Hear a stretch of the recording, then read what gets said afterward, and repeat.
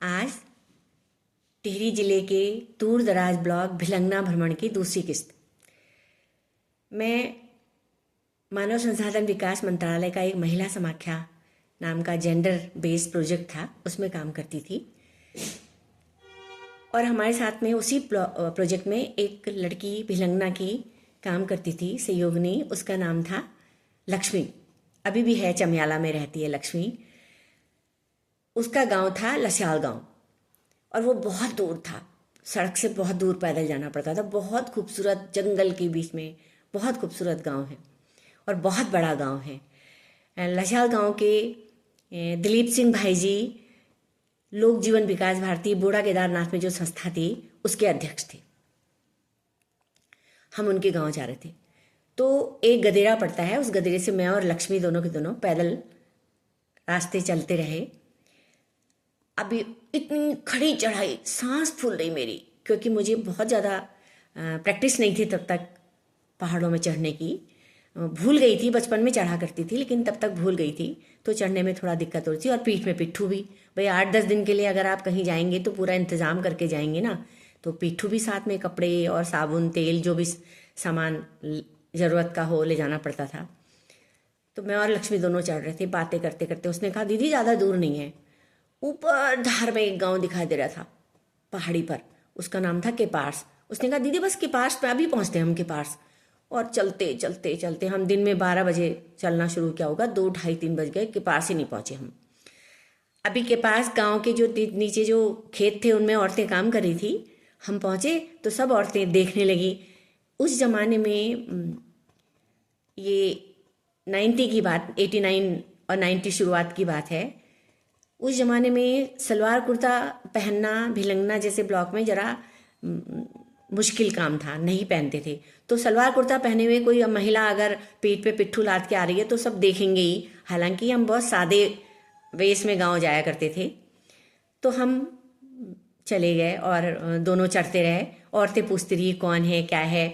मुझे गढ़वाली बोलनी बहुत अच्छी आती है, मगर गढ़वाली तो मैं बोलती हूँ पौड़ी की, और वहाँ बोलते हैं टिहरी की गढ़वाली, और वो भी थोड़ा मुश्किल।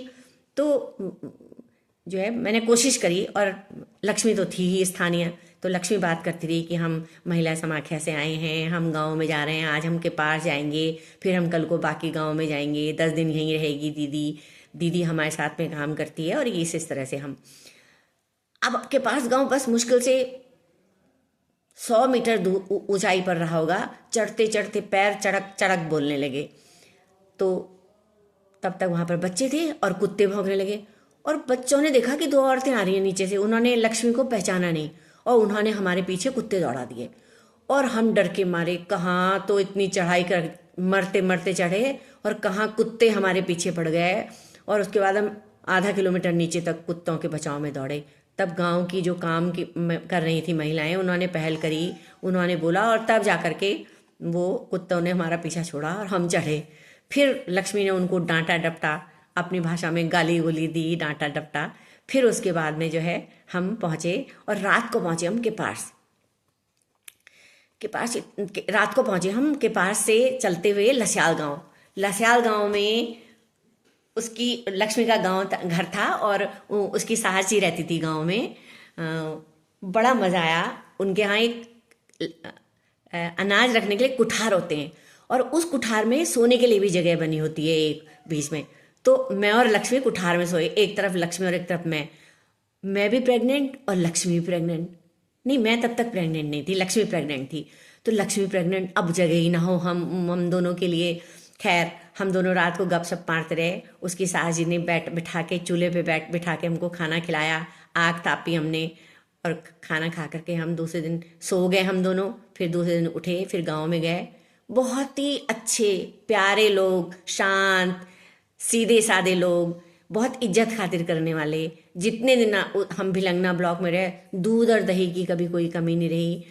आसपास के 10 गांवों में हमने लगातार काम किया, महिलाओं से मुलाकात करी, संगठन बनाने के तरीके बताए, संगठन बनाने के फ़ायदे बताए। अगर महिलाएं संगठित होंगी तो परिवार को क्या फ़ायदे होंगे, गांव को क्या फ़ायदा होगा, इलाके को क्या फ़ायदा होगा, औरतों की ज़िंदगी में क्या परिवर्तन आ सकते हैं, हमें क्या क्या करना होगा। वो महिलाएं खुद तय करती थी, स्थानीय उनकी जो दिक्कतें थी उनको तय करके उसके हिसाब से वो आगे अपने संगठन के द्वारा काम करती थी। तो ये मेरा भिलंगना ब्लॉक का दूसरा भ्रमण है।